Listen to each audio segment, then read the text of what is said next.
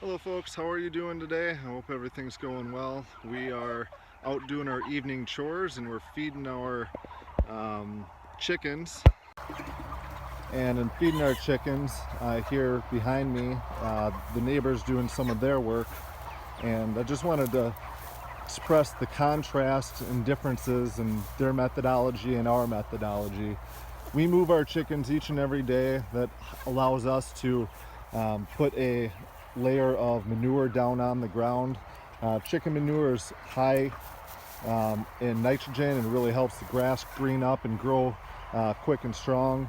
High energy, then that ends up feeding our soil, feeding our cattle thereafter.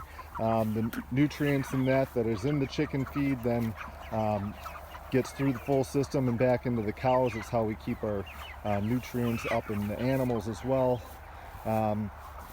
And overall, just moving all of our animals around, whether it's the cows or the pigs or the turkey that are here side by side with the chickens. Just moving these animals around, it's just good for the soil. And the contrast is the neighbor's field here. What you see there is wet manure from a manure pit, and I'm sure it's quite an expensive manure pit, and they store that up and they empty it out twice a year, once in the spring and once in the fall. There's nothing growing there, folks. That is dead soil with manure in it, and it'll help the single monoculture of corn, which is inevitable to be here again next year. And it is just a very different system, and life isn't thriving over there. You can tell that. You see that. That is apparent. It is over here, and I just want to encourage more people to support small farms and to be conscious of the decisions that you have in each and every meal, because every time that you do pick up a fork, you are really helping make decisions on how we manage our agricultural systems. And when you do this and support life on a farm in manners like ours, it really helps not just the family, but your health, the health of our ecosystem, of our water table. So yeah, I just want to let you know that your choices and your decisions do make a difference. So the way that they do this out there, they take these large tanks. So first they had corn out here all summer long. These guys harvest pretty early. They have a water irrigation system, so they're sucking huge amounts of water out of the water table and pouring it out onto the fields. They're not dependent on our weather systems to give the foliage any kind of water nutrients or water to help them grow.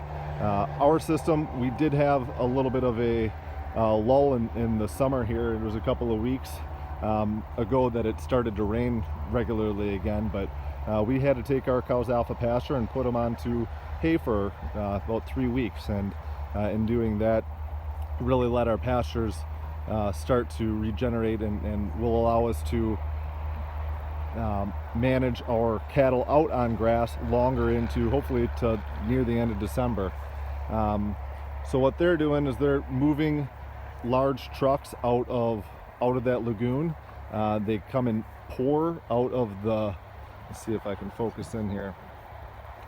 So that is manure pouring out of the back of that truck, goes directly onto the ground, and by law they are required to till that in with a tiller or some kind of a compactor, not a compactor, but they need to get something into the ground to help get that down into the soil itself. So that's not just sitting on top. They did use a chisel plow is what it's called.